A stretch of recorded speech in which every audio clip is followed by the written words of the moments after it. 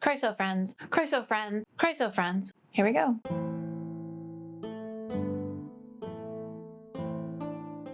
Chryso friends, welcome back to Opus Elenae, where we are still not over the eclipse. I was thinking it would be a fun thing to kind of make a dress commemorating it.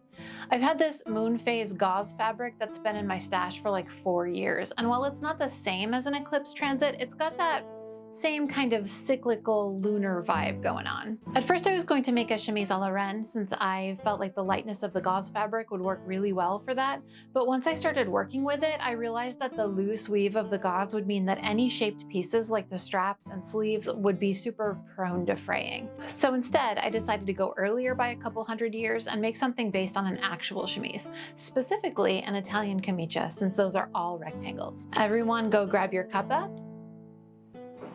Today I'm drinking Once Upon a Time by Gilded Coach Tea.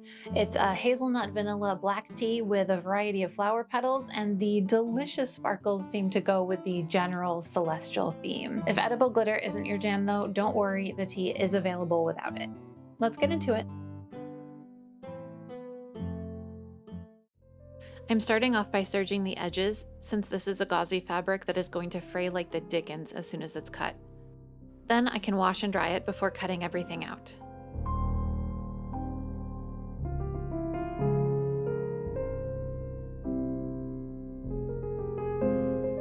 I'm just measuring the general length of the dress by holding it up about where I want it to fall, plus some extra inches for the hem and elastic casing. The pieces of a camicia include 2 rectangles for the sleeves, 2 for the front and back, and 2 squares for underarm gussets. The front measurement, M, is the length from the desired neckline to the desired length, and the back will be 3 inches longer than the front. These pieces are then attached to the shoulder edge of the sleeve pieces, with the front seam, X, being 2 inches and the back seam being 5 inches. The inside perimeter of the opening will then be folded under to create a casing for a drawstring or elastic. I'm using the serger to cut pieces apart along the fabric's woven grid lines, which don't match the printed moon phases. It bugs me, but the grain of the fabric is more important than printed lines. I'm serging each piece separately because I don't want to wait until after the seams are sewn and risk everything unraveling. I didn't have enough gauze fabric left to make the underarm gussets, so I'm using a cotton linen handkerchief weight blend. They won't be seen much anyway. I'm leaving the selvages intact on the body pieces of the dress, but I'll serge them off for the sleeves since they will show on the ruffles I have planned. Next, I will sew the underarm gussets to the sleeves and then the length of the sleeve seam.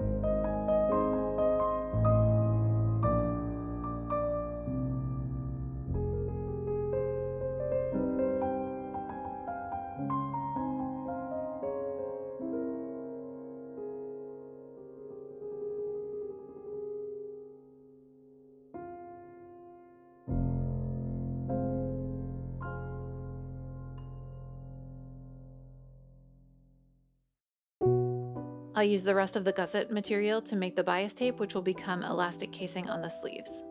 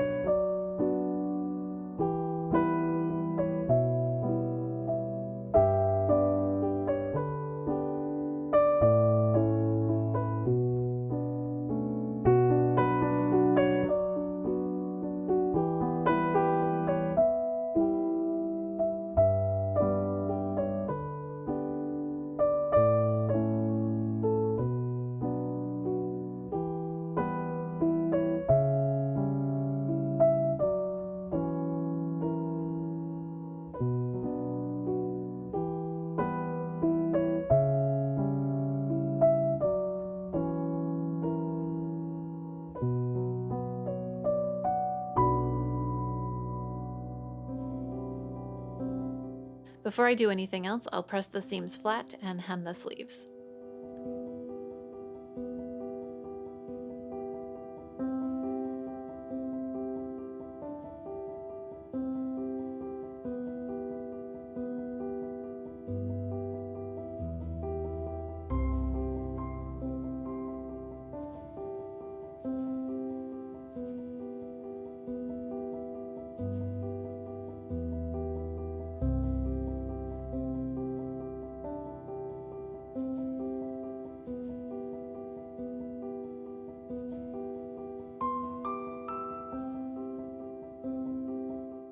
Now I'm adding the sleeves to the front and back pieces. I could have done this before finishing the sleeve, but I don't think the order of operations is important here as long as I end up with the front and back measurements correct and the gussets in the right place.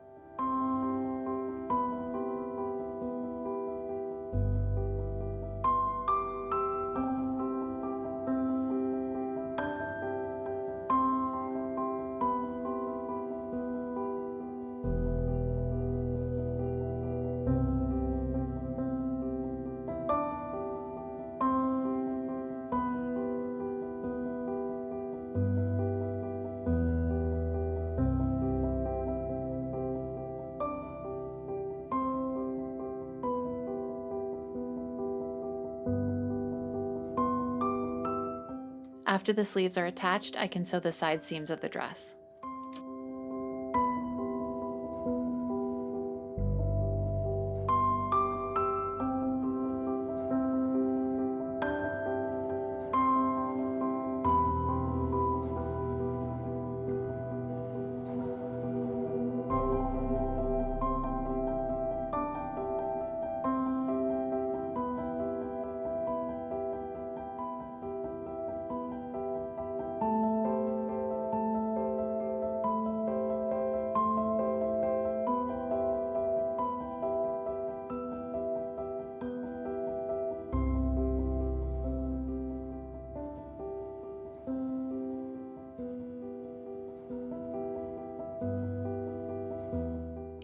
Next, I'll sew the casing for the neckline elastic.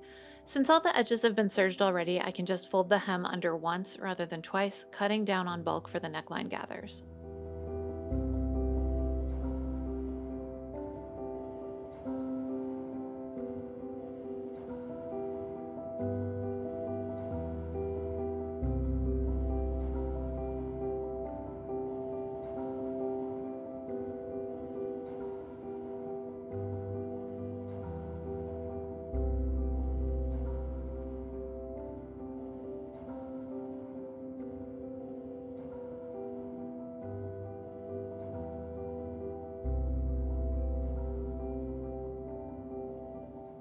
Thank you to all of my current and continuing Ko-fi members. Your support and the support of all of my members and croissants makes it easier to do what I do and to provide quality content for everyone. Thank you so much. Stick around after this brief commercial break to see the finishing touches. I wanted a sleeve that was a little more whimsical than just a gathered hem and reminiscent of the original chemise à la reine idea, so instead of putting elastic at the hem, I'm measuring up about 3 or 4 inches and sewing a bias tape channel for the elastic there, which will make a poofed sleeve with a ruffle.